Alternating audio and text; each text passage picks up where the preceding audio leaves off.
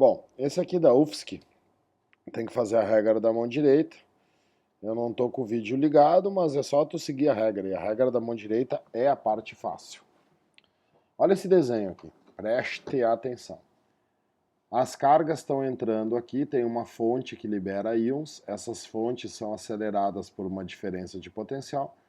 As cargas entram aqui está o vetor velocidade, e elas penetram numa região que tem um campo entrando. Então, os dedos da mão ficam entrando aqui por causa desses X, o dedão fica para cima, porque é a velocidade. Para onde que essas cargas foram? Foram para o lado da palma da mão. Se elas foram para o lado da palma da mão, essas cargas são positivas. Então aqui nós temos dois íons positivos, dois cátions. Por que elas descreveram trajetórias diferentes? Bom, se as velocidades forem iguais, elas têm massas diferentes, naquela forma do raio. Mas vamos ver aqui as alternativas. A carga dos íons cujas trajetórias são representadas na figura é positiva. Oh, yeah! Mesmo que o íon não apresente carga, sofrerá ação do campo. No, no, no, no, no, no. Só tem força quem tem carga. O raio da trajetória depende da massa do íon. Oh, yeah! Tem que usar a fórmula. Rabibs MV1Kb. É a fórmula. O raio é diretamente proporcional à massa. Então vamos ver. O raio depende da massa, é exatamente por isso que é possível distinguir íons de mesma carga e massas diferentes. Sim. 8. Há cargas dos íons cujas trajetórias tanto pode ser positiva como negativa. Não, só pode ser positiva. Se fosse negativa, ia para a direita. E a 16 é a mais complexazinha. A energia cinética que o íon adquire ao ser acelerado pela DDP é igual ao trabalho realizado sobre ele. Pode ser expressa por EC igual a Q vezes VAB, onde Q é a carga do íon. Tu vê, essa 16 não tem nada a ver com magnetismo. Tem a ver com dinâmica e eletricidade. Esse campo aqui, essa diferença de potencial, realiza sobre os íons um trabalho. O que é o trabalho que a diferença de potencial realiza? É a carga vezes a diferença de potencial, Q vezes VAB. E a gente sabe lá da dinâmica que o trabalho é igual à variação da energia cinética.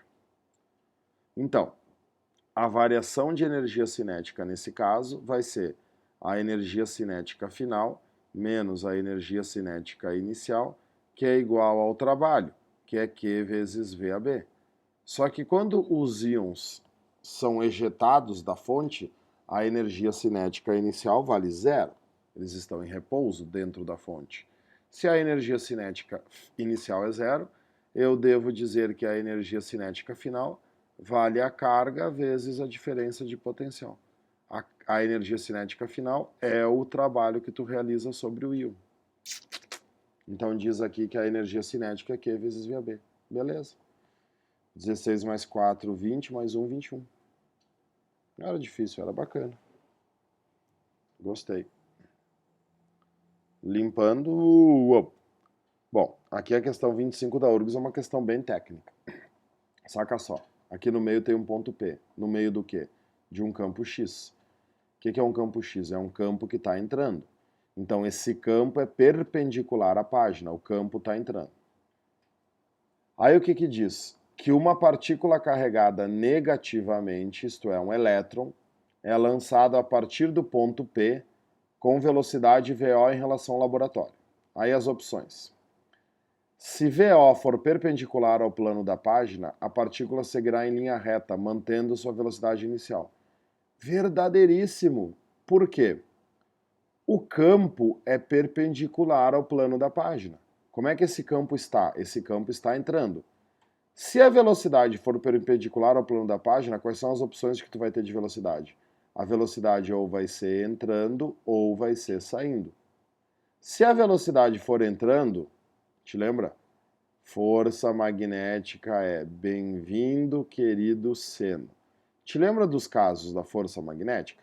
Qual é que é o primeiro caso? Quando o ângulo vale 0 ou 180, a força magnética é nula. Se a velocidade for entrando e o campo é entrando, o ângulo vai ser 0. Se a velocidade for saindo e o campo é entrando, o ângulo vai ser 180.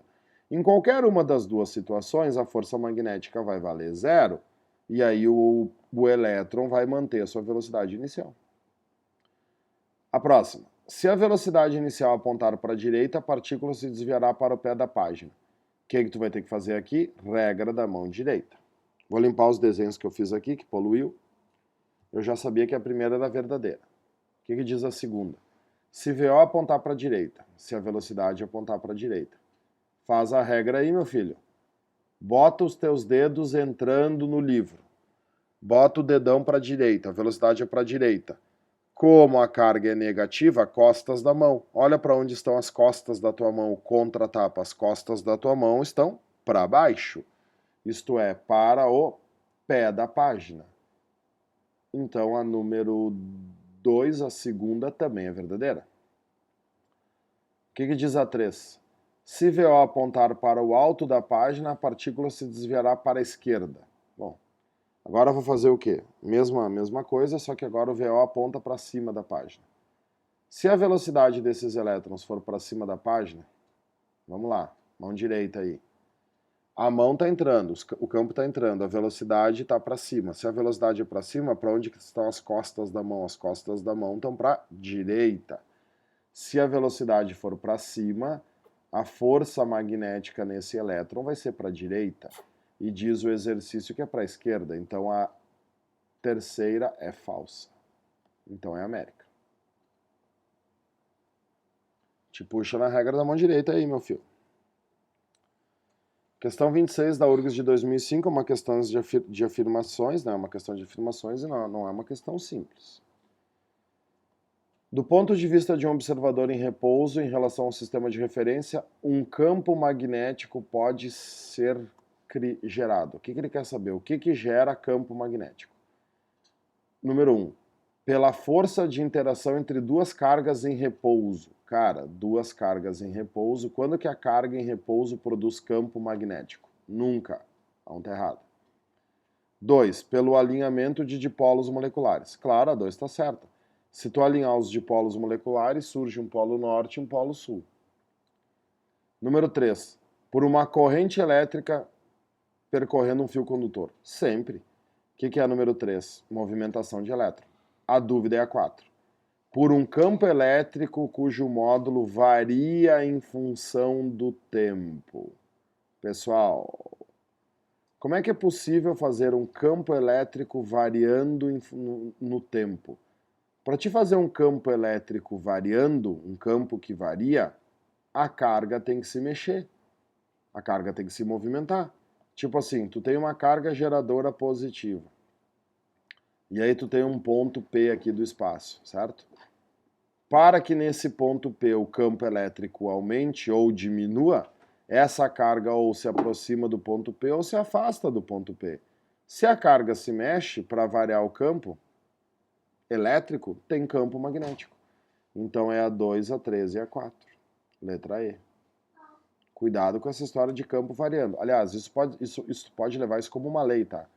Sempre que existe variação de campo elétrico, a variação de campo elétrico produz campo magnético. Sempre.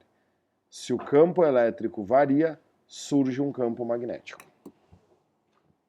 Muito bem, muito bem, muito bem.